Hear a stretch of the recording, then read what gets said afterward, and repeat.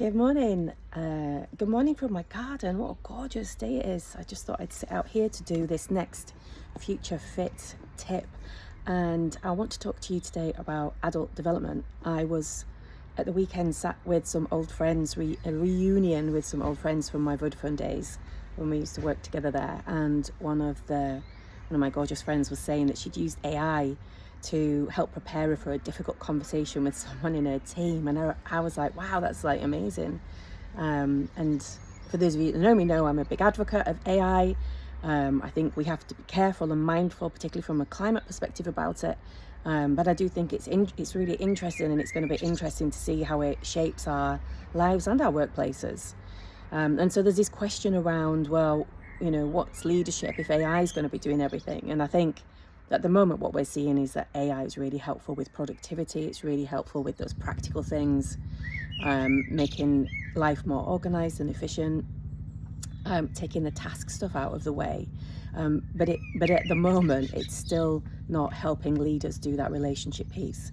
And I actually think, because it's going to take a lot of that productivity stuff away from leaders, the leaders that stand out are going to be those that are able to do the relationship stuff, to really support their teams, to support their cultures, to create healthy places to work, to get rid of all that toxic stuff that's lurking around in the corners.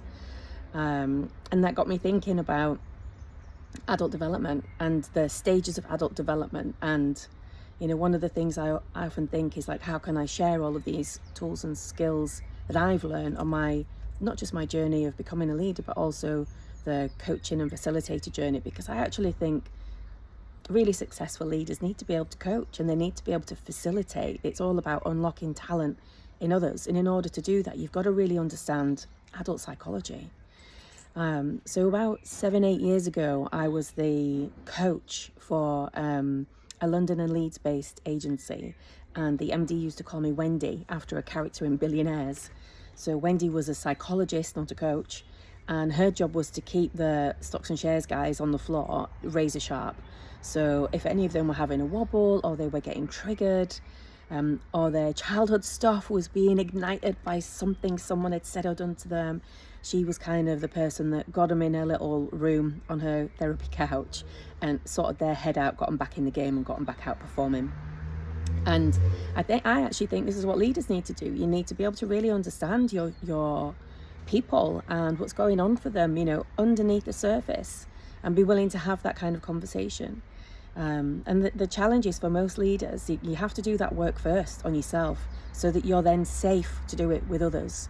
That's the key thing. Like, this is like, you can't do that and not be safe. It creates a lot of mess if you do. And so there's 4 stages of adult development just to be aware of. And the first stage is a self-sovereign stage. So at this stage, I'm really interested in myself. It's all about me. What do I want? What do I want to get in the world? There's very little focus on the others and other people. The second stage of development is a more socialized, put my teeth back in, a socialized stage.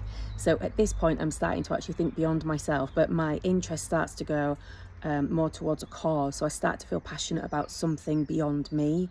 And that also comes with its limitations, of course.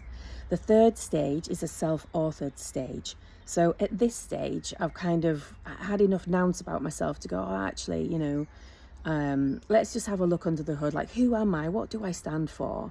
Usually these people at this level of development will have done some work on their values, and they'll be living more authentically and leading more authentically based on their values. So really showing up, and they'll have an awareness about, I need to adapt myself in order to meet someone else with different values.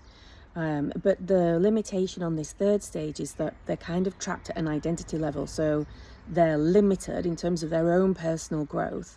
They're limited by their identity, because that's where they get stuck. Now, the fourth stage, which is really fascinating, but also not without its downside, is the self-transforming stage. So at this stage, individuals who reach that level, they become really open to new perspectives. So they're not stuck at identity level, they're not stuck at a purpose level, and they're not stuck at a self level. They're really open, they're curious, They're constantly learning, and they're untroubled by complexity because they see it as a great opportunity to just learn and be open and discover something new about themselves. But of course, it's not without its own complexities too. So they're the 4 stages of adult development. I'm going to write a more deeper blog on this to go with this video, so watch out for that coming in the next days. Hope you get outside and enjoy some of this glorious sunshine, and I'll see you for the next one.